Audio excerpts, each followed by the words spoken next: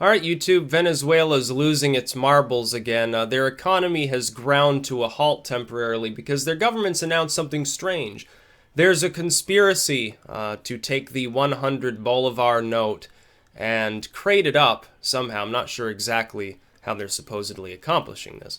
Take it out of Venezuela and store it in Colombia or Macedonia, I think they listed, and other Eastern European locales, in order to freeze the Venezuelan economy. As a result, they've decided to nullify the actual value of the 100 Bolivar note and replace it with the 500 Bolivar note. Now, the actual explanation for why the Venezuelan government would do this is quite simple. Because it's been done before, it's not unprecedented.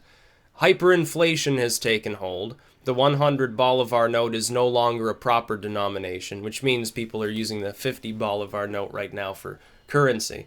It's literally worth less than its weight in paper. It's more valuable compressing it into blocks and using it for heating, for fuel. It's actually more efficient to do that than to spend it on the sort of goods that it's worth. It's weird. But they're using the 500 note now. The problem is, number one, it's being delayed because remember, it costs more to print it than it's actually worth. Number two, they'd rather spend the meantime blaming a conspiracy theory involving the United States and Colombia mainly, the eternal supposed enemies of the Venezuelan people. They'd rather do that than admit to people, oh shit, we fucked up your currency. So now the 500 Bolivar note is fundamentally worth the same amount that a 100 Bolivar note was worth a year ago. They don't want to admit that to people, that they've devalued the currency in such a strangulating manner that even the highest denominations of Venezuelan currency are fundamentally worthless. They were re-importing, by the way, money not that long ago. A couple of months ago, they started bringing their money back to prevent some unseen economic force from fucking with them.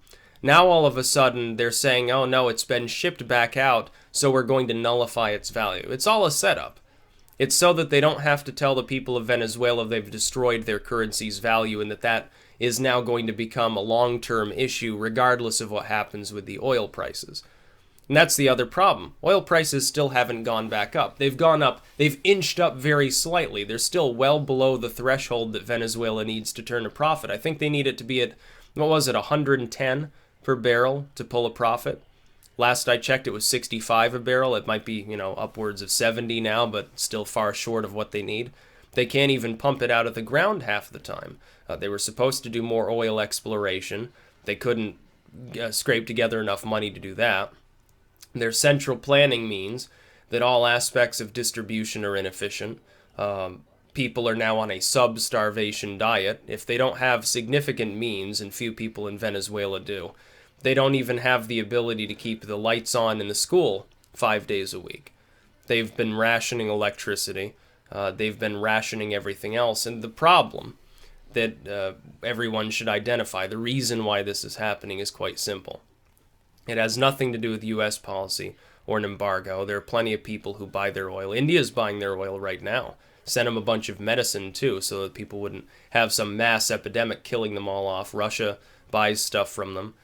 Cuba buys their oil. All sorts of nations buy. We should buy Venezuelan oil, too, whether it's cheap or expensive. Makes no difference, but that alone will not save them. The fundamental problem is that when times were good, when oil prices were high there for about a decade, Chavez took that extra money, and they were making money hand over fist. And instead of investing in infrastructure necessary to continue pulling in wealth even when there was an economic downturn as far as oil is concerned, which is what they should have done, they decided to throw virtually all of that money instead at giving people appliances, getting people new housing, getting people all sorts of, not necessarily clean water, that's still a rarity there, but giving people things that raise the quality of life without actually ensuring continued production. The productive side is the side that suffered, because they were saying, oh, well, oil will stay at, 120, 130 a barrel. We'll keep pulling in this profit. That's a huge section of their entire economy. And so when times were good, yeah, they were making huge amounts of wealth. Chavez was loved by his people. They were doing better than the rest of Latin America. A few years before the crash, Salon and all of these other groups used to hold up Venezuela as the standard of what socialism really was. When times were good there, they said, this is socialism. This is what we need in the United States. This is the godsend of the lower classes. This is how the world should fundamentally operate. The problem is, the eternal problem with central planning as opposed to a free market has always been the same. The government then, or whatever central planning bureau or body may exist, pisses away the productivity in order to raise its popularity with the population. It is inevitable that this happens. The USSR had this problem. China had this problem. All nations have had this, certainly North Korea. They spend most of theirs on the military because they've developed a different social policy whereby spending a lot on their military is seen as key. That's how you actually, oddly enough, keep the population in line. Not give them double rations, but give the military double rations so that the evildoers out in the big cold world there don't invade your utopia, I guess. It's actually slightly strange that they've been able to function this way without a revolution for so long. I guess it's because they're a complete tyrant state. So you look at Venezuela, what happened is simple. Chavez took the extra money and gave people dishwashers and microwave ovens and things like that. Now, that did lead to human development. Nobody deny, even the most free market among us won't deny the fact that they made leaps and bounds in literacy. They made leaps and bounds in human development. They made leaps and bounds in terms of people having access to what we would consider generally to be lower-end consumer goods that in a lot of parts of the world, socialist or capitalist, people don't have. You go to, East Africa, you're not going to find many people who have their own microwave and their laptop and their dishwasher and so forth. The problem is, because no attempt was made to invest any of that money, even a small portion, in increasing the efficiency of oil extraction and the efficiency of moving that oil or even refining that oil, they suffer once the oil downturn comes. And they also have an elaborate conspiracy theory that also was engineered by Uncle Sam working with OPEC. I don't think so, because OPEC is suffering too right now. The Saudis are making some headway. Some of these oil-rich nations are able to make headway. We have oil here now. We've been doing fracking. We're doing pretty well. But the downturn in oil prices is probably more engineered by a bunch of Arabians in order to stall out both Russia, which is still not entirely diverse, while also harming the U.S. Oil boom here. Because if that took hold, we'd supplant all of OPEC. We'd be selling oil to the Russians pretty soon. They'd be sucking on our oil teats. Be rather funny. So it has nothing to do with some Uncle Sam conspiracy. I think that Uncle Sam should let up on embargoes and sanctions on Venezuela. We should let it sort itself out. If anyone gets involved, it should be states like Colombia or Brazil. And that's the other thing. Maduro was warmongering after Guyana, saying, maybe we need to take back this disputed land there. The UN is involved, which means the situation will not improve. The UN never does. They've had disputes with Colombia over certain border problems there. Venezuelans go and buy things in Colombia. They flee to Colombia. The Colombians send goods, which are considered contraband, into Venezuela as a form of aid. Something that the average Colombian has easy access to, a roll of toilet paper, is a premium in Venezuela. Roll of toilet paper is a US dollar. A single dollar is worth a huge amount in Venezuela.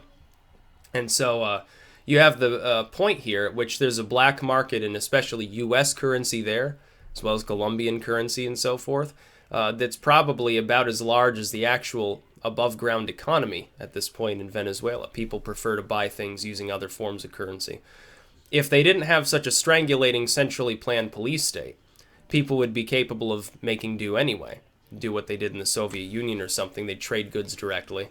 They'd still be producing, because there'd still be an economy. It'd be underground. It'd be an untaxed, unseen economy, but it would exist. Venezuela prevents this from existing and is exhausting its own people's patience very quickly.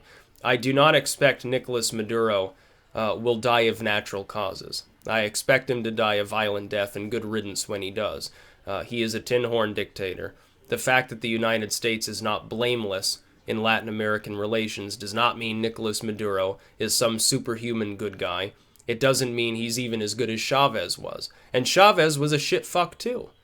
He largely, not Maduro, is responsible for the problems in Venezuela because of his lack of foresight. It wasn't Nicolas Maduro that started pissing away all extra productivity from oil revenue when times were good. It was Chavez who did that. It was Chavez who failed to bother paying for more infrastructure, which, by the way, would have created jobs at the time. I don't know what he was thinking. To build some roads, to build some rails, to upgrade the drilling equipment, to upgrade the pumps, to upgrade everything. If he had done that, Venezuela would, be in an economic downturn. It'd be in a recession right now, but people would not be starving. People would not be eating their pets. People would not be waiting outside in line for 5 or 6 hours for a cup of soup. That's what's happening. That's the reality in Venezuela. Got to the point. Again, India had to siphon off enormous amounts of Venezuelan oil. I wonder if the Venezuelan people are aware that the same socialist government there that claims that the U.S. wants to steal all of their oil, even though we're now drilling plenty of our own and don't need foreign oil quite so much anymore. If we ever needed it before, we shouldn't have been getting it from Arabia. We should have been buying it from Venezuela. I agree with you on that one. The same socialists in Venezuela that claim the big bad United States is trying to overthrow your government and take all of your oil for pennies on the dollar is perfectly comfortable with selling it for pennies on the dollar to India in exchange for medical goods so that you don't die of an epidemic because of problems that were caused by their own socialist policies to begin with.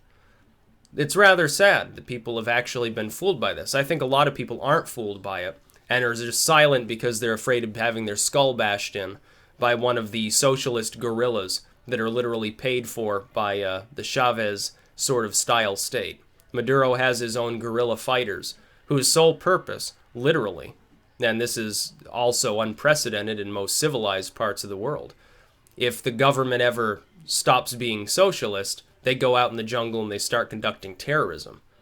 Literally the worst of strongman tactics. It's rather strange that Chavez was hailed as the hero of socialism by the left here for a few years, some years ago, and now all of a sudden, Venezuela is not real socialism. Now they look at Norway or something like that, Iceland. That's real socialism. And then when those economies get fucked somehow in the future, that won't be real socialism either. Then it'll be whatever other left-leaning government at the time happens to be doing fairly well because of economic situations that have nothing to do with socialist policy. This is why I oppose socialism. There is no socialist regime that long-term is capable of outcompeting a free market regime. It's not possible. It's impossible. It's not efficient enough. It's always inefficient. The only way they outcompete at all is that capitalists of past eras built up so much wealth and infrastructure that for some decades you don't have to spend very much on maintaining it. You can divvy it back out to the lower classes and call it human development. Before the gig is eventually up, just as Chavez's gig was up. He dies, the oil downturn happens, and look at what the Venezuelans are left with. Shit. They get shit for Christmas. They get nothing. Because their leader, who they still hold blameless for all of this, was actually the one responsible. It's not even Maduro. People say, kill Maduro to save Venezuela. Wouldn't help. It was Chavez. Chavez is already dead. It was his policies that fucked up the economic situation there in the first place. Lack of investment into efficiency and infrastructure. He pissed it away. It's too late now. The Venezuelan people probably should overthrow Maduro, but I mean, it's not going to raise the oil prices magically. It might raise them a little, but only because your production will fall for the meantime. You'll be reliant upon outside aid and development. You will, unfortunately, whether you look east, whether you look to the Russians, the Chinese, India, the United States, you will get taken advantage of.